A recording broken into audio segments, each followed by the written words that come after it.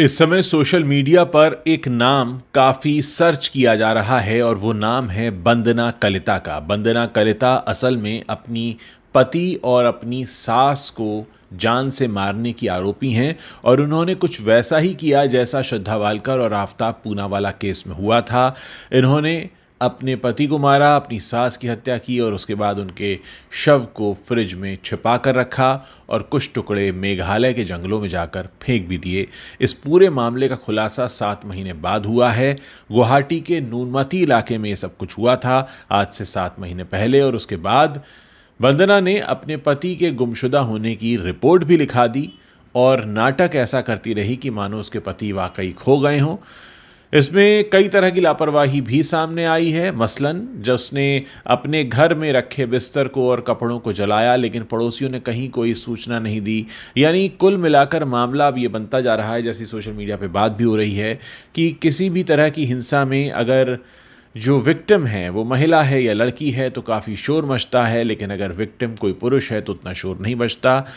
सवाल इस बात का है कि हमारे देश में अगर अपराध होता है और अपराध किसी मर्द के साथ हो या औरत के साथ हो, अपराध अपराध होता है, लेकिन इस खबर पर चर्चा बहुत कम हो रही है। यहाँ मेरे पास जितनी भी जानकारी है मैं आपके सामने रख रहा हूँ और मैं चाहूँगा कि इस वीडियो को आप शेयर करें ताकि ज़्यादा से ज़्यादा लोगों तक पहुँचाएं। हमारे देश में होता यही है कि जब भी कोई अपराध होता है, अगर उसमें कोई धार्मिक रंग ना मिले, अगर उसमें कोई विमेन एंगल ना मिले, तो फिर मीडिया वालों को उसका शौक नहीं रहता कि उसको कवर करें। लेकिन फ़िलहाल जो खबरें आ रही हैं उनको मैं एज इट इज़ आपके सामने रखता हूँ। गुवाहाटी महानगर के नारंगी इलाके में एक महिला ने अपने प्रेमी के साथ मिलकर पति और सास को मौत के घाट उतार दिया। पुलिस ने 7 महीने बाद खुलासा किया है। पुलिस ने महिला और उसके प्रेमी समेत 3 लोगों को गिरफ्तार किया है। महिला ने पहले सास की हत्या करके शव को 3 दिन फ्रिज में रखा और फिर पति के शव के टुकड़े करके मेघालय की खाई में फेंक दिया।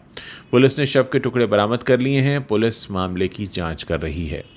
गुवाहाटी के नारंगी स्थित SBI बैंक के पास रहने वाले अमर ज्योति डेका की शादी कुछ साल पहले वंदना कलिता से हुई थी। शादी के कुछ दिनों बाद से ही दोनों के बीच अनबन शुरू हो गई। पति पत्नी के बीच अनबन रहने के दौरान वंदना के जीवन में धनजीत डेका नाम का एक युवक आ गया, जिसके बाद धनजीत को लेकर वंदना और उसकी पति अमर के बीच अक्सर झगड़ा होने लगा। अमर ज्योति की मां संकरी डे 5 मंजिला इमारत की मालकिन थी और एक फ्लोर पर अकेले रहती थी, जबकि 4 फ्लोर उसने किराए पर दे रखे थे। किराए पर दिए गए मकानों का भाड़ा अमर ज्योति का मामा वसूला करता था। इसी बात को लेकर अमर ज्योति की पत्नी वंदना काफ़ी नाराज़ रहती थी।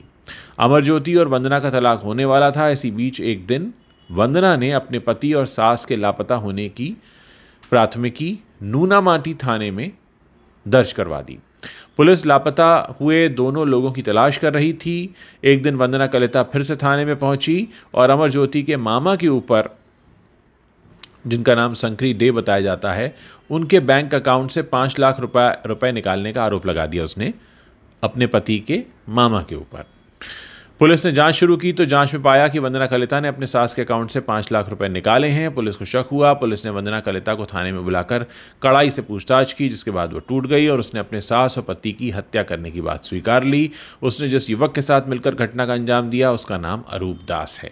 अब आप सोचिए, पति पत्नी की अनबन होती है और पत्नी अपने पति की हत्या कर देती है, सास की भी हत्या कर देती है, शव को फ्रिज में रखती है, पति के टुकड़े करके वो फेंक देती है। श्रद्धा वालकर वाला केस हमने सुना था, उसके बाद हमने अभी निकी और साहिल वाला केस सुना। अब ये असम से पूरा मामला निकलकर सामने आ गया है। लेकिन तीनों केसेस में शायद फ़र्क इतना है कि जहाँ धार्मिक एंगल होता है वहाँ खबरें अलग तरह से दिखाई जाती हैं, जहाँ विमेन एंगल होता है वहाँ अलग तरह से दिखाई जाती हैं। लेकिन इस केस में ना तो धार्मिक एंगल है ना विमेन एंगल है, तो इसलिए इस खबर को कहीं दिखाया बताया नहीं जा रहा है। लेकिन ये हमारी कोशिश है कि हम ऐसी बातों को आपके सामने रखते रहें।